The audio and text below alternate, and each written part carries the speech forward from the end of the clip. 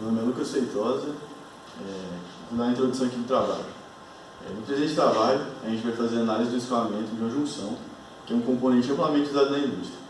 Especificamente, nós estamos interessados em obter os valores da variação de pressão e do coeficiente de perda de carga. Esses fatores são muito importantes porque com eles a gente consegue dimensionar as bombas e os ventiladores que são utilizados para manter o escoamento contínuo. Para isso, para obter esses valores, a gente utiliza uma equação de Bernoulli adaptada, que leva em consideração as perdas de carga por atrito, que acontece no escoamento, especificamente nas paredes do escoamento. A análise do escoamento real ela é muito difícil, porque o escoamento é turbulento. Então, para isso, a gente tem que utilizar os métodos da simulação computacional. No nosso caso, a gente utilizou o ANSYS CFX. Vale destacar que, além de poupar bastante tempo, ele substitui com precisão o experimento prático, reduz os custos de produção e reduz a prototipagem, fazendo que, tipo assim, quando a gente vai projetar alguma coisa, o produto final fica muito mais barato. É isso. Meu nome é Jefferson e eu vou introduzir alguns conceitos básicos para o bom entendimento do nosso projeto. O primeiro deles é o escoamento, que é o movimento de partículas fluidas. E ele se divide em dois grupos, que é o escoamento laminar e o escoamento turbulento. No escoamento laminar, as partículas fluidas se movem em camadas lisas e no turbulento elas se misturam rapidamente.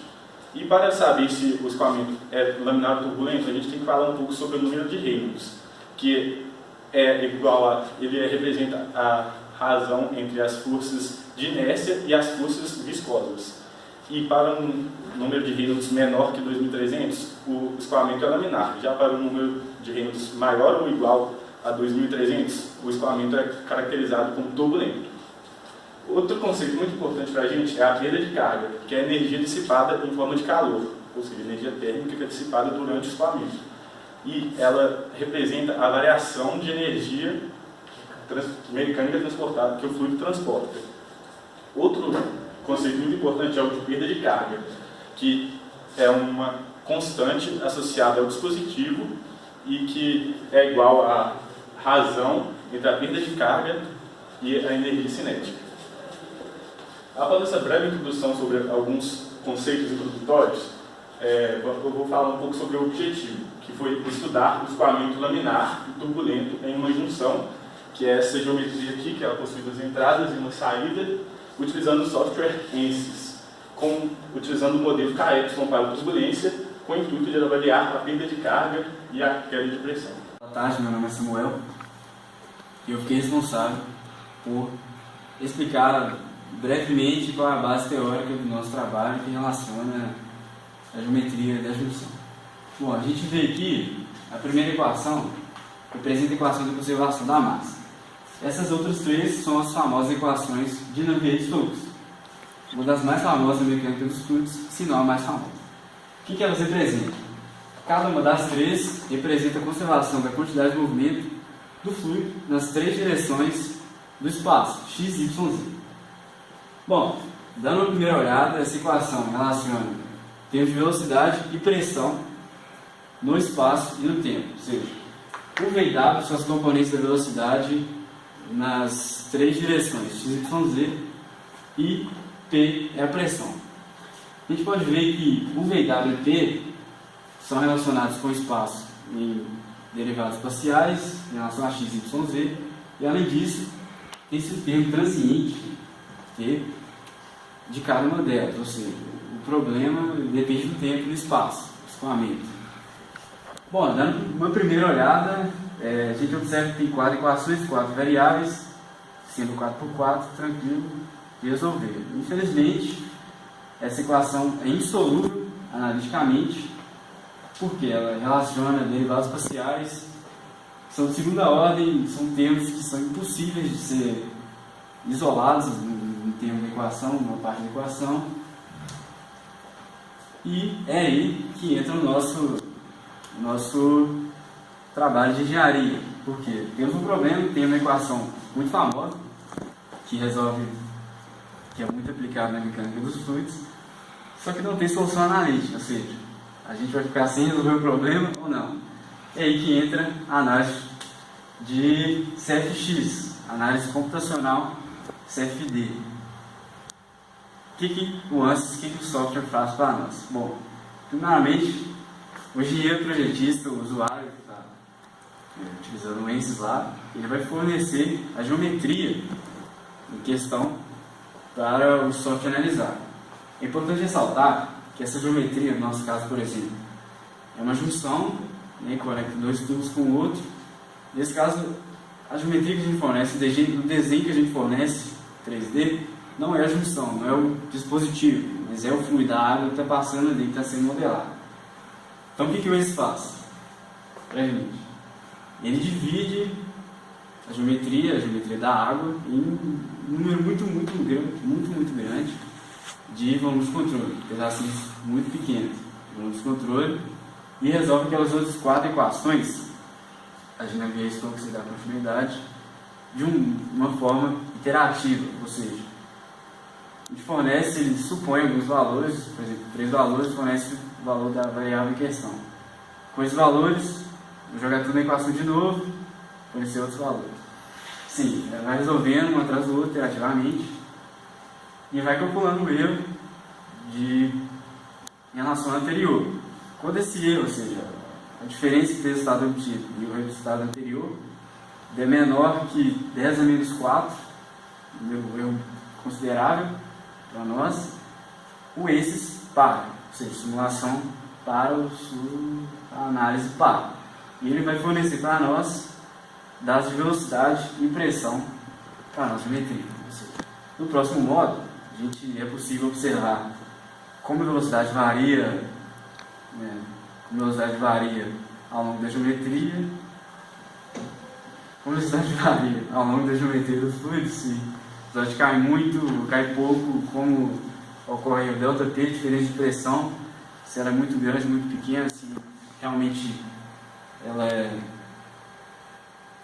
útil para nós, se o dispositivo realmente ele pode ser utilizado ou não. Se não for utilizado, uma alternativa é o seguinte: a gente tem a opção de fornecer qual o tamanho da malha, ou seja, quanto número de pontos a gente vai fornecer, a gente quer que o ANSYS calcule para nós. Se a gente pegar os valores, analisar e não for compatível com a realidade, a gente inicia outra simulação, certo? Com isso, com esses valores de velocidade e pressão, ao longo do tempo, ao longo da geometria do espaço lá, a gente vai utilizar a equação de energia e calcular a coeficiente de perda de carga localizada no dispositivo. Isso. Meu nome é Igor e eu vou apresentar as condições de contorno do nosso problema. A primeira delas é o noise residual, que é a condição de não deslizamento nas paredes, ou seja, a velocidade é nula nessa parte, certo? A segunda é que a gente usou a velocidade de entrada calculada com base no número de Reynolds.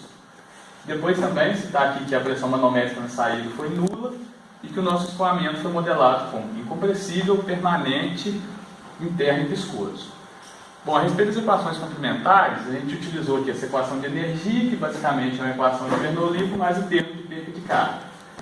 E nessa equação, é importante ressaltar que a gente anulou alguns termos, que foram os termos de velocidade, aqui, devido a ter uma magnitude muito menor que os demais, e o nosso termo de energia potencial, que no caso não se aplica devido às partes da junção estarem no mesmo nível, né?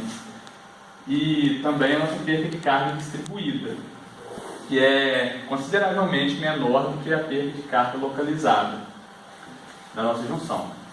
Então, basicamente, a gente teve uma equação aqui que relaciona a diferença de pressão com perda de carga.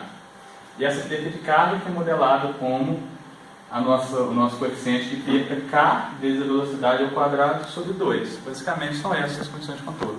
Então, meu nome é Lucas e eu fiquei responsável pela parte das simulações do ANSYS, e agora eu vou falar um pouco sobre a nossa definição de velocidade e sobre alguns resultados que a gente obteve no ANSYS. Primeiramente, o slide de trás, por favor. Não, de trás, isso. Primeiramente, a gente teve que achar algumas constantes, a gente simulou a junção com uma velocidade qualquer para a gente encontrar as constantes da densidade e da viscosidade dinâmica que o software atribuía para a água. A densidade a gente encontrou uma constante de 997 kg por metro cúbico e a viscosidade dinâmica de 8,9 vezes 10 a menos 4 kg por metro por segundo. Pode passar. Aí, para a gente encontrar as velocidades, a gente pegou a fórmula de Reynolds e isolamos a velocidade.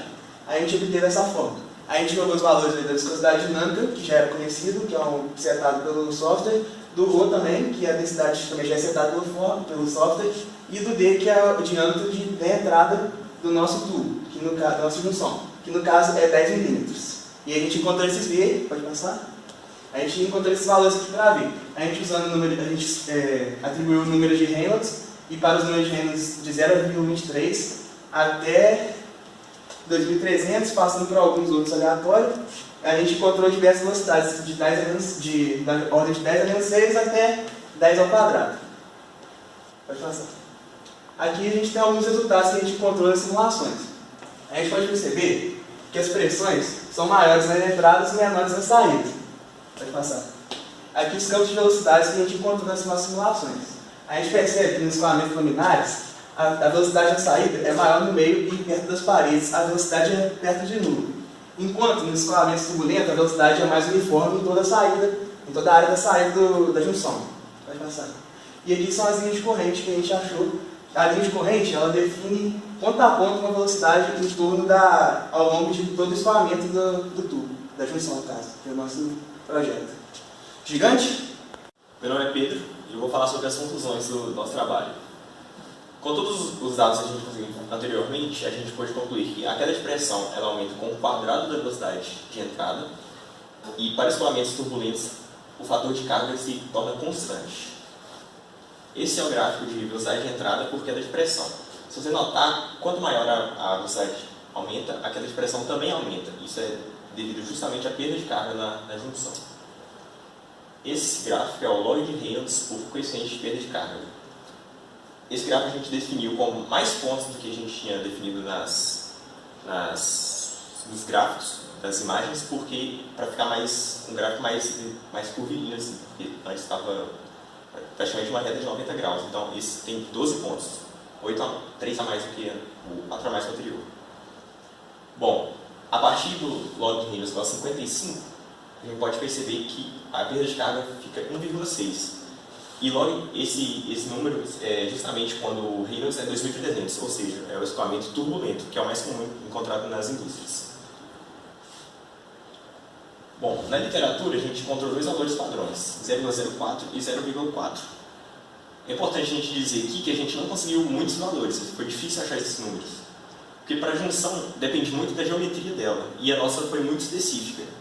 Se você perceber na junção, o momento que o fluido transmite para a parede, na curva que ela faz da entrada, é o que causa essa diferença de 1,6 para 0,4 na perda de carga.